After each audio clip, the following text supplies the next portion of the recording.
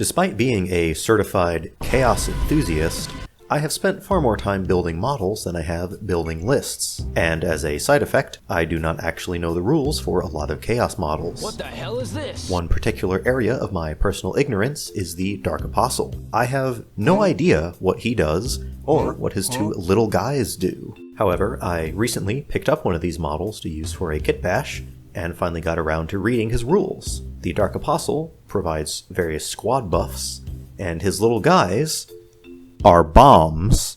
The Dark Apostle's malign sacrifice ability lets him use one of his funny little guys as an improvised explosive.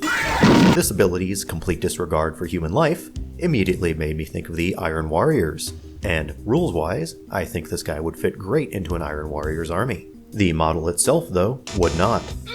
While the Dark Apostle's drip is superb, he's far too ostentatious to fit alongside Peter Turbo's grumpy siege boys. No capes! So I took it upon myself to kitbash a lore-friendly alternative. Starting with a Horus Heresy Mark III body as a base, I first added a pointing arm from the Devastator's kit to mimic the pose of the original model. The narrow portion of the Devastator wrist is a perfect spot to add one of these extra Mark III armor plates, which does a great job of bulking up the model. I gave him a plasma pistol in his left hand, because there's no way an Iron Warrior would bring a book into a trench. Reading books is for word bearers, and those guys are nerds. While the original Dark Apostle is probably casting some sort of warp magic to bolster his allies, I decided that for an Iron Warrior, he's probably just yelling really loud. So I gave him this communication array Voxcaster skull thingy.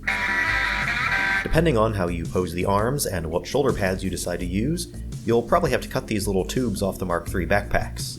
I would recommend figuring out if you need to do this before gluing the backpack on though, so you don't have to reenact whatever X-Acto knife nonsense I'm doing here in the recording.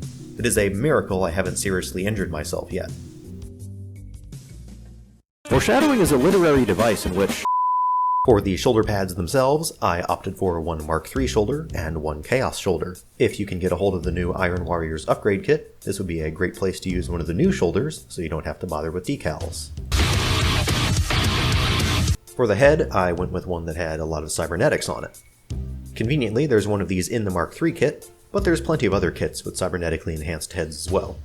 As a final step, I needed to represent the malign sacrifice ability, since that's what made me want to build this guy in the first place. The original Dark Apostle likely explodes his underlings with the powers of the warp, but I wanted to give the Iron Warriors a more grounded option in the form of a simple remote detonator, used to explode underlings with the power of bombs. To represent that, I used an Auspex scanner, again from the Mark III kit. And here is the finished Dark Apostle. But why stop at just one war crime? You can run up to 3 Dark Apostles, so I went ahead and built 2 more using similar methods. I wanted to emphasize the remote detonator more, so I found a couple of right-handed Auspex scanners. A big focus throughout this kitbash was making sure these 3 were similar but not identical, so I mixed up the construction a little bit wherever I could, like using this Devastator backpack instead of a Vox relay, or giving the second left-handed model an augmetic arm. This way they're recognizable as the same unit, but without being carbon copies of one another like a trio of regular monopose Dark Apostles would be. Now of course, these guys can't complete their Geneva to-do list by themselves, they need their loyal Dark Disciples. You can use pretty much any of the weird little freaks that Games Workshop or any other company makes for these. I'll be using the Tech Thralls, Caudor Gangers, and a lot of grenades. Oh yeah, and like 1 or 2 arms from the Frostgrave cultists too. By the way, why is he sticking his tongue out like that? The converting I did for these guys is pretty straightforward. I built them without their guns or backpacks, trimmed off the little attachment tabs, gave them a couple of new limbs that were either empty-handed or carrying explosives, and then I loaded their bodies up with grenades. The idea I had for these minis is that they're cultists or traitor guard who failed the Iron Warriors in some way or were otherwise rendered unfit for combat by injury, so they've been hastily converted into cheap slapdash servitors, likely while still on the battlefield. They are then used to deliver explosive payloads into enemy ranks.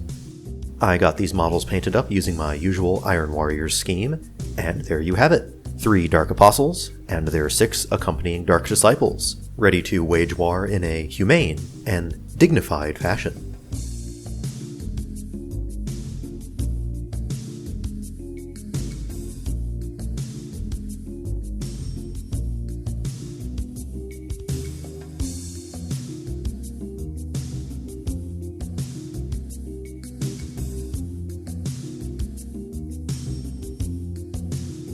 Now, if I were a smart person, I would have these guys spread out, leading squads of infantry, so as many models as possible can benefit from their buffs.